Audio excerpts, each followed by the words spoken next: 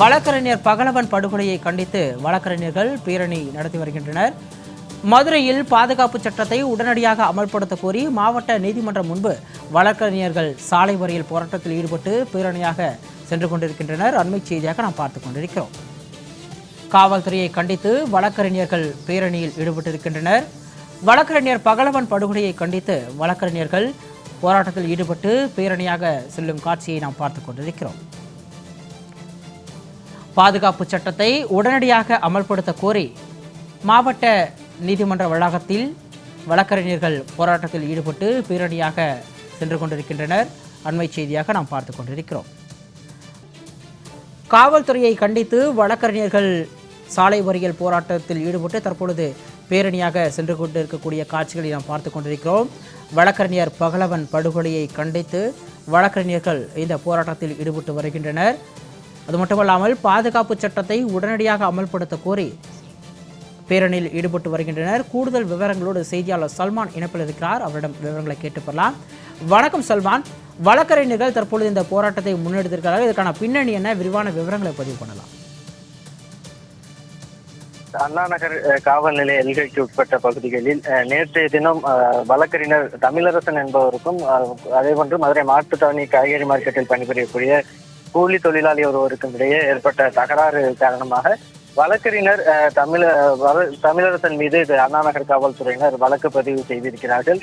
இதே போன்று ஏற்கனவே கடந்த சில தினங்களுக்கு முன்பாக வழக்கறிஞர் பகலவன் என்பவர் கல்லால் அடித்து படுகொலை செய்யப்பட்டார். இந்த நிலையில் தமிழகம் முழுவதிலும் தொடர்ச்சியாக வழக்கறிஞர்கள் படுகொலை அதிகரித்து வருவதும் வழக்கறிஞர்கள் மீது காவல்துறையினர் வழக்கு பதிவு செய்யும் நடவடிக்கையை கண்டித்தும் மதுரை மாநகர காவல்துறையை கண்டித்தும் மதுரை மாவட்ட வழக்கறிஞர்கள் சங்கத்தின் சார்பிலாக மதுரை மாவட்ட நீதிமன்றத்தில் இருந்து மதுரை மாநகர காவல் ஆணையர் அலுவலகத்தை நோக்கி பேரணியாக போராட்டத்தில் ஈடுபட்டார்கள்.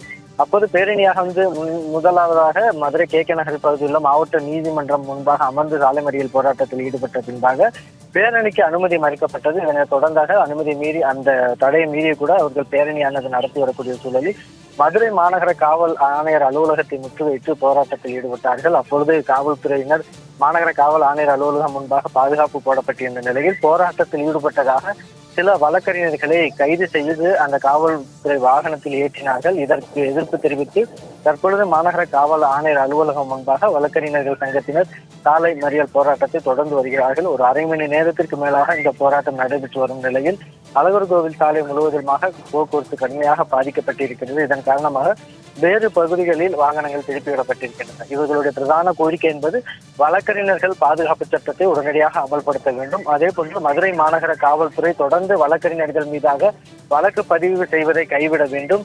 அதே போன்று வழக்கறிஞர்கள் படுகொலை தமிழகம் முழுவதிலும் நடைபெறுவதை தடுக்கும் வகையிலாக அரசு செயல்பட வேண்டும். மதுரை மாநகர அண்ணா நகர் காவல் ஆணையர், உதவி ஆணையர் உள்ளிட்டோரின் மீதும் நடவடிக்கை எடுக்கப்பட வேண்டும் உள்ளிட்ட கோரிக்கைகளை வலியுறுத்திதான் அவர்கள் போராட்டத்தில் ஈடுபட்டு வருகிறார்கள். வழக்கறிஞர்கள் போராட்டம் காரணமாக மதுரை மாநகர காவல் ஆணையர் அலுவலகத்தில் நடைபெறக்கூடிய அந்த குறைதீர் கூட்டத்திற்கு வரக்கூடிய பொதுமக்களும் வெளியே செல்ல முடியாத நிலையில் அவர்கள் உள்ளேயே இருக்கக்கூடிய ஒரு நிலை காணப்படுகிறது. தொடர்ச்சியாக மதுரை மாநகர காவல் ஆணையர் அலுவலக வாசல் மூடப்பட்டிருக்கிறது. தொடர்ந்து வழக்கறிஞர்களுடைய போராட்டம் காரணமாக காவல்துறையினர் மாநகர காவல் ஆணையர் அலுவலகத்திற்கு ஏராளமான பாதுகாப்பு பணிகளில் ஈடுபட்டு வருகிறார்கள். இந்த நிலையில்தான் தற்போது போராட்டத்தில் ஈடுபட்ட வழக்கறிஞர்களுடன் மாநகர காவல் ஆணையர் லோகநாதன் பேச்சுவார்த்தை நடத்தி வருகிறார்கள். இந்த நிலையில் தொடர்ந்து அந்த வழக்கறிஞர்களுடைய சாலை மறியல் போராட்டமானது நடைபெற்று வருகிறது. சிவாமணி,